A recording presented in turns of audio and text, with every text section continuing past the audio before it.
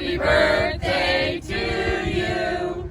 Happy birthday to you. Happy birthday from Arni's. Happy birthday to you. This is Alan Karpick with one of my favorite people, John Volk, a former Boilermaker. We'll talk about the fact that he was a walk-on during the Bob DeMoss era, I believe it was, and a native of Overland Park, Kansas, but now lives up in northern Michigan. And we actually see each other in the summer and have some of my favorite conversations about everything about college sports, but other things as well. But John, happy 70th birthday. That is a big accomplishment in its own right. I know you don't feel any older than you did yesterday, or maybe you do. I don't know. But happy birthday to you. I looked a lot older than I thought I did. Well, I have to ask, because I always ask during our birthday Zooms, and Arni's birthday Zoom is, all right, so any birthday traditions you had growing up? I know that your boys were in town, so maybe you had a beer or two as part of your end of your seventh decade last night, but now it's New Year's Eve, and you have a birthday on New Year's Eve. What has that been like? What was that like for you growing up, or in your adult life as well? Well, one of the earliest things I can remember, I think I was 8 years old, and my parents gave me a pair of Johnny Unitas shoulder pads. I can remember they were black with the white padding, but they didn't give me a helmet. So maybe that was saying something right there.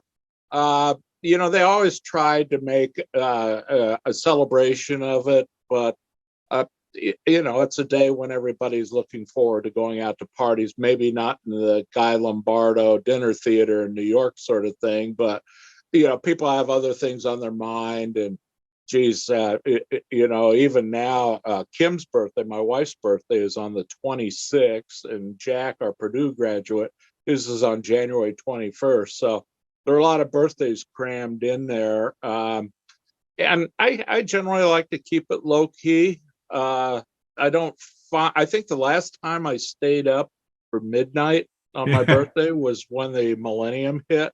Just wanted to see if the computers were going to stop. Yeah, there you go. So yeah, it's pretty low key.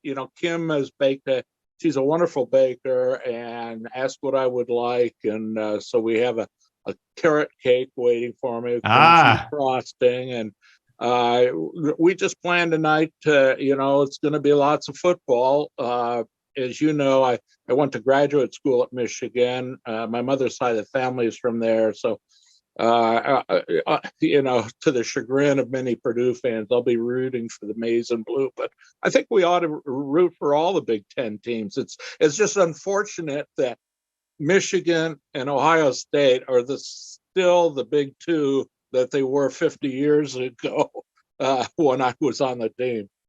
Yeah, not a lot has changed on that front. And of course, the Wolverines tonight, they're the 4:00 game, and that against TCU, that will be very interesting as well. Okay, you walk-on perspective, and obviously walk-ons have become a huge part. They always have been of programs. I mean, Purdue's had Aiden O'Connell, Charlie Jones, Devin Mockabee, Xander Horvath, to name a few.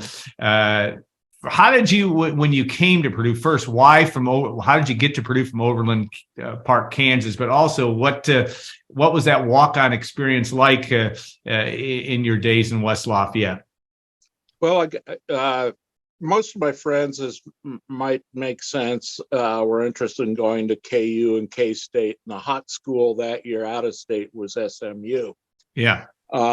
Wichita State and our local junior college as well. And I kind of wanted to get away from that crowd. And college counseling at that point was de minimis. We were brought into a room with a box of cards, maybe half a dozen of us and the counselor, and he says, start pulling them out. And I pulled out a couple. Now you have to, my perspective was what I saw on TV and had heard about. My father had not gone to college. He got caught in a war. My mother was a Michigan grad. So I'll start pulling out the cards, and I can distinctly remember pulling out Stanford's when Jim Plunkett was there. And I knew Purdue, and so I pulled out the Stanford one, and the guy shook his head and said, "Don't think that would be a good fit." And when I pulled out the one for Purdue, he kind of arched his eyebrows and said, "Sure, why not?" And I remember watching them in one of the ABC televised games, and Chris Schenkel was doing it. And funny thing, I don't know why I remembered it, but somebody had hung a bed linen from Kerry Quad saying Chris Schenkel lived here. And all I could think of was, well, that doesn't look like a place I want to live in if I ever moved. Anyway, so I wrote the coach a letter. At that time we had a freshman team. So Tom Rogaman was freshman coach, and my family on a trip east that summer visited. We stopped in, and I talked to them, and told them about myself and 40 time and all of that, and said, "Sure, come on out." So the walk-ons at that time, the team limits were about 120 players, at least scholarship wise. Nebraska has had, even back in those days, a huge walk-on program. Oh, yeah. Very important to them. And I figured, if you don't believe in yourself, who else is going to believe in you? And I went out, and the scholarship kids, the freshmen, had been there a week already installing the offense. And they threw us on defense, which I did not play in high school. I guess I was a quarterback and then a split end. And all I saw were these guys that were high school All-Americas and All-Staters, and I was none of that. And I thought, I've got a choice there. I can kill or be killed. I just had a fabulous first scrimmage. I think I ended up with 7 or 8 tackles, a forced fumble, an interception, and so forth. But we had about 50 walk-ons at that point. And I would say by the time things started, now in those days, you started school later. It was already in September when all that was happening. And I'd say within a few weeks, we were down to about a dozen guys. And by the time of my senior year, I think there were probably 2 that were left from that group. One of the notable guys and a good friend of mine was also defensive back, Jerry Steenberg. And you would remember that name. His brother, Pat, was the quarterback at Notre Dame that threw the 2-point conversion that beat us in the rain. So he was from Erie, Pennsylvania. And so that's how I got there. It's an amazing story, and the fact that you got there and played. You were listed as 6 foot, 185 pound, and as a halfback in the. But like you said, that's a great analogy or decision I think a smart decision to play defense if you had that opportunity. And you were there during the most talented. I mean, Purdue's best. We always talk about Purdue's greatest recruiting class, 1969, with Dave Butts, Otis Armstrong, Darryl Stingley. The only time Purdue's had 3 NFL first-round picks. What was it like to be around those guys? And of course, one of the difficulties of 2022, the passing of Dave Butts, and of course Otis and Darryl are gone as well. But these are guys that were terrific personalities, but also great football players. Yeah, you get to be really close friends with your position group. And as I said, I started as a defensive back. But if you recall that year, Eric, my freshman year when we weren't eligible, we got chewed up by Eric the Flea Allen at Michigan State. And the wishbone was becoming the thing. So they brought Chuck Fairbanks up from Oklahoma and installed the wishbone. And we had, in Armstrong and Stingley, 2 of the fastest guys in college football. Larry Burton was on an Olympic pass that year.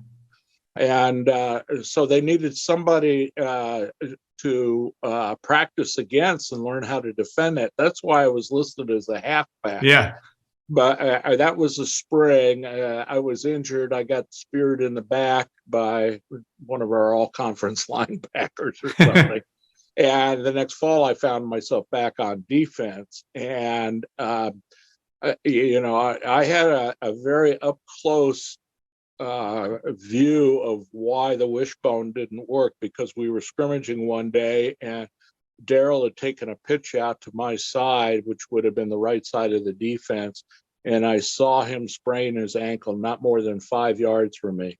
I know it wasn't because he was afraid of me or anything. I think he was just going to whip my, you know what. But yeah, you know, and the bone was broken at that point, and we didn't have the depth. Bob Herrick was a great guy, but he was not as fast as Daryl. And yeah, those experiences I wouldn't trade for the world. Running into that stadium and hearing all the cheers for the first game against Bowling Green. Leaving the stadium, hearing a few boos after we lost. The next week, Washington came, and Gary Danielson had that 200-plus yard rushing at the half game. At the half, 212 yards and 19. He had a cold. Bo Brzezowski, he had Danielson had separated his shoulder the previous season against Northwestern, and Steve Burke filled in for him. And then when we were installing the wishbone, Bo was more of a running quarterback. And another shout out to Bo and Steve Nierenberg, Bronco Kess. We had a lot of engineers on the team. I think at one time we had maybe 24 engineers out of the 120 or so. And you just don't see that today. But in any event, they started Danielson, and he had a cold. So they sat him down. Washington at the half, they started dropping. Six Killer was all of about 5'10", if that. And he started taking deeper drops. Our rush couldn't get to him. So a 21-0 lead became a 22-21 defeat. Yeah. We lost the next week up at Notre Dame and went back to the I formation and had great success with that. Yeah, 6-5 season, but came very close to going to. You could have had he had an avenue to Pasadena, lost to Michigan State, lost to Michigan up at the Big House. They always say about Otis Armstrong slipping on the turf in a little bit icy condition. Yep, and that part. All right, you are also been a part of the Golden Black community for years, and we're grateful for your wisdom. Fix college football for us. in the next 2 minutes. No, it's been you and I have had some really fun discussions and when we were on vacation in the summer up your way, but it's a crazy world. I guess first I'm going to ask you, did you see any of this coming? And then how do you fix this alignment and all that? What do you see happening long term in the health of college football? Sure. Well, my interest started one day after practice. Chuck Peeves, the safety, who was the quarterback that beat Stanford the year before, 2 years before. He just started ruminating out loud, and he said, I figured with that scholarship and the hours we put in, we're making less than minimum wage. And we all kind of got a chuckle, and how foolish was I? I was doing it for free. But, it's the hope of every walk-on, of course, to eventually earn a scholarship. But in any event, that got me started thinking. And then I read a book early in the 80s by the Sports Illustrated writer, Rick Tellender, called The 100-Yard Lie. Yeah. And then, of course, the books by Murray Sperber, and just started thinking about, well, why is it that Purdue can never get ahead? Well, it's because the big teams get the big talent. I mean, look at our record against Michigan, 60 contests now. We won 14 of them. Yeah. And it seems to me that as long as the player is in control of where he gets to go, you're going to have an open market of one kind or another. It might be under the table. Now we have the NIL, and you hear some tossed about, and people say, "Oh, it's minor league football. I refuse to watch it." Well, if what you're really there for, Division III is great. And there was a great article by the former educator at Chicago, by Robert Hutchins, who was president when they gave up football in 1939. And you can look at it, read it in the Sports Illustrated vault, and it's called That Infernal Nuisance Football, College Football. It was written in 1954, 15 years after they gave it up. And he said, in my mind, a university is about three things: research, scholarship, and academia, and football doesn't have anything to do with it. And he addressed the question even then about, well, it encourages big donations. And he cited a game between, I think it was Houston and Baylor, and Hugh Cullen, who was a Wildcat oil guy, had given $2 million to Houston in honor of their victory. He said, "What did Baylor get?" Yeah. Baylor got nothing. So, I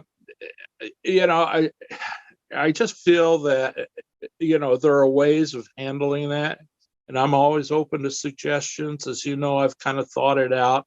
Ultimately, I think that there needs to be a draft and an educational trust set up for these guys such that they can use at any time, that it doesn't interfere with their 4-year playing commitment. People say, well, what about the college of your choice?